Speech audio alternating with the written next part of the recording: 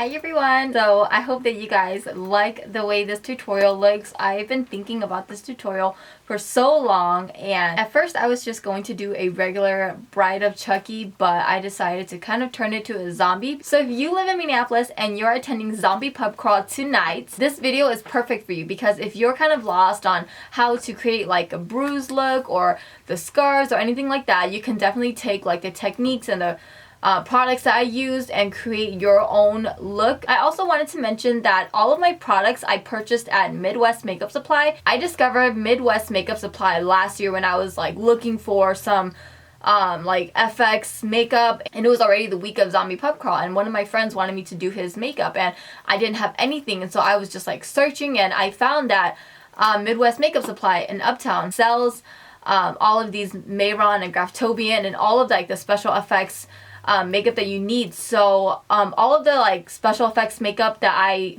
used in here I will list down below, and I will also list a link to Midwest Makeup Supply's website, and I will also list their address down below as well in case you're in Minneapolis and you need some of this right away. So they do have a storefront, so that's really convenient. You can just walk in and buy. In case anyone has a question about the wig, this is the Star Synthetic Lace Front Wig from UniWigs, and again I will link that down below if you have any questions about that. Alright, so I hope that you guys enjoy this look, and let's go ahead and get started with the video. So I'm starting off with Mehron SynWax, and I'm taking a little bit of it and using that to cover my brows. Now if you have a glue stick, that would probably work better, but I could not find my glue stick. So I'm just taking a little bit of that, and then after I'm done covering my brows, I use the wax sealer from Graftobian, and then I'm just using that to apply all over and seal the wax in. Now I'm going in with some more of the SynWax and using that for the scar that's going across my face. I wasn't really sure what I was going to do, honestly. Like, I always wing everything because if I think about it too much, like, I feel like it just doesn't ever turn out right. So I usually just wing everything. So how I like to use SynWax is I take a little bit out of the tub and I scrape it out with a spatula.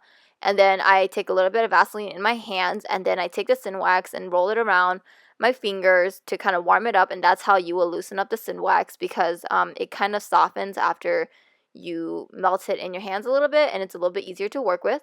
So now I'm taking my spatula again, and I'm starting to create where the cut will be, and I'm just kind of drawing a line in the middle and then creating some texture, kind of going back and forth.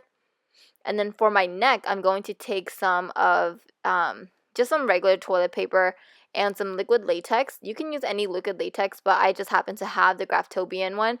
But honestly, I feel like any liquid latex would work. This one, it was actually a little thick. I wish I had like just some cheap liquid latex from Walmart, which I do plan to get just because this one's a little thick. So this is a different technique if you do not want to buy the SynWax, because the SynWax honestly is kind of hard to work with, and it took me a few tries to get it to work right. So using this toilet paper technique with liquid latex, it looks a little bit more like nasty and gory, and it's perfect for like zombies. So I'm just adding a few layers. You can definitely add more layers, but I just wanted to show you the technique, and I only did about 3 layers, and then like I said, the liquid latex was kind of thick, and so when it came time to cut it, it was kind of hard. So I'm also patting a little bit of the liquid latex with a just a regular wedge, because this will give it a little bit of texture, because since the wedge has like some holes in it, once the latex dries, it's gonna have this like really nasty looking texture that is perfect for a scar or a cut. And then now I'm going in with a super light foundation, and how you cover your brows, you're going to add multiple layers. So I'm adding a few layers. I'm patting the foundation in. Make sure you pat and not like blend away, because you don't want to move anything around. And then the second layer, I'm going to add powder. And again, as you can see, I am patting it in. And you just kind of go back and forth until your brows are completely covered, or covered enough. Like mine honestly wasn't that great, but like I said, if you had a glue stick, it would work better, just like an Elmer's glue stick. I bought some, but I have no idea where it went because I lose everything. So yeah, I'm just going back with like foundation with like the liquid and then the powder, and liquid and powder.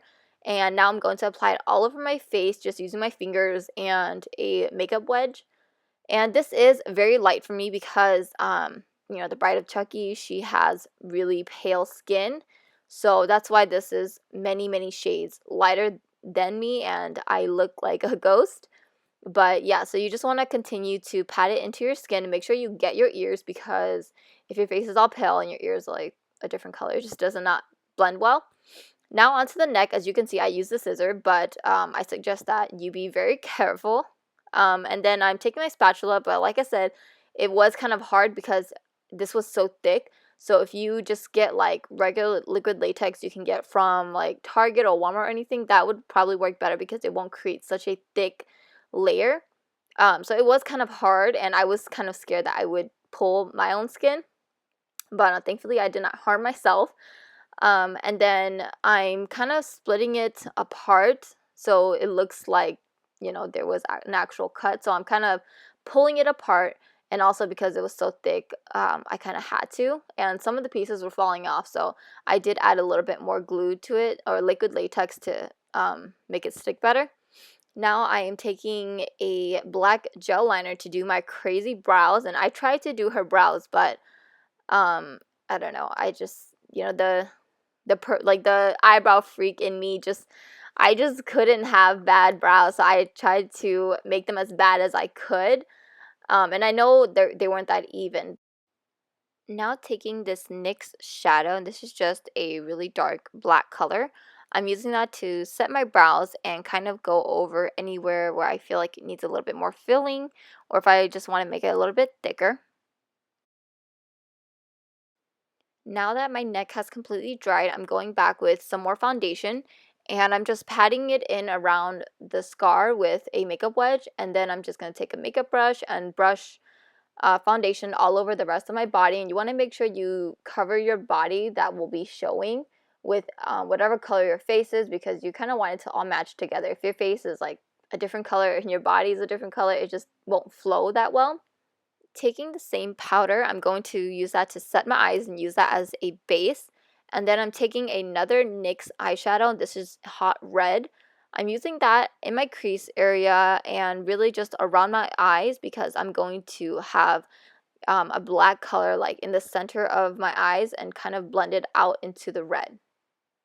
Don't be afraid to bring it low or bring it up high, or just bring it out far. You know, just don't be afraid, because this is a Halloween tutorial and it's not like a everyday glam or a, you know, special occasion glam. So just don't be afraid, because the more the better.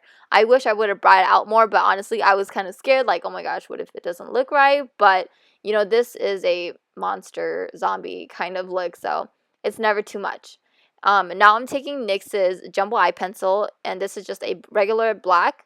I'm applying that as a base underneath, and then I'm blending it out with an It Cosmetics brush, and then I'm taking the black color again and setting the gel and then kind of blending it outwards, and just taking the color, going back and forth and slowly blending it upwards into the red, and then, you know, taking the red and kind of going back and forth just to give it this really nice transition.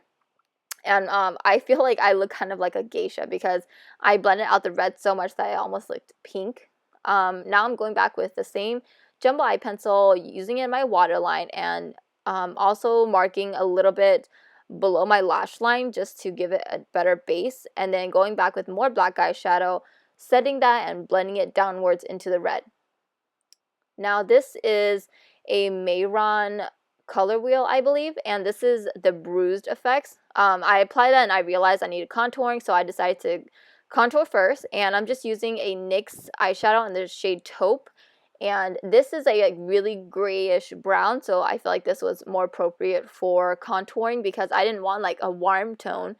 I wanted it to look very gray.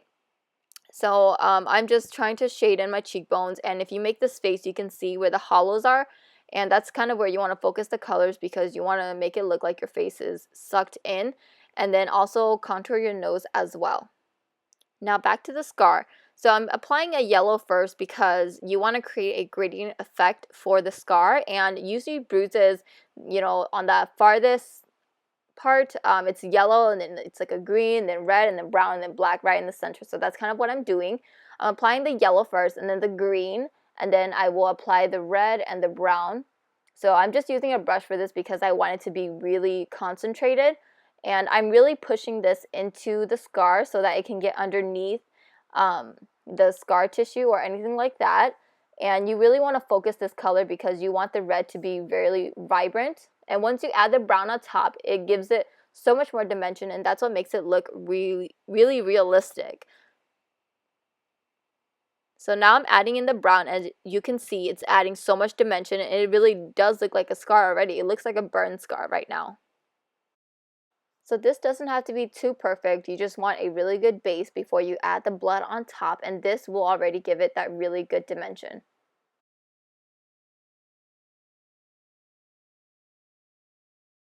Now going in with this black eyeliner, I'm using that to create the little mole. And then I'm also going to create like a black and red ombre lip. I don't know why I drew it out so far because I was going to make it have like this creepy smile, but then I decided not to do that. So this is how I'm filling in my lips to create that ombre look. And then I'm going in with Anastasia's, I think, Bloodline lipstick, liquid lipstick, and then a lip brush to kind of help blend it into the black. And now I'm just going back with, the color wheel again to create some bruising on my face to make it look like I just got beat up or like kicked down a hill or something. So just kind of making it bruised everywhere, nothing too perfect.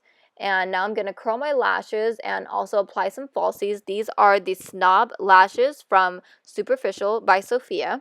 And if you're interested in that, I will leave a link down below. Now taking some blood paste, this is a lot thicker. I'm going to apply that inside the wound and really make sure you get underneath the scar, or like just like the SynWax or the toilet paper, because you want to make sure you get every single gap. So I'm applying this to make it look a lot more realistic. Now going in with some stage blood, this is a lot more like goopy. It's not as thick as the paste, but it's also still very like bloody looking. And then I'm going in with vampire blood, and this is a lot more runny, so it makes it look like the blood is dripping. Alright, so this is the finished look. I hope that you guys enjoyed this, and I really hope that you guys found this helpful.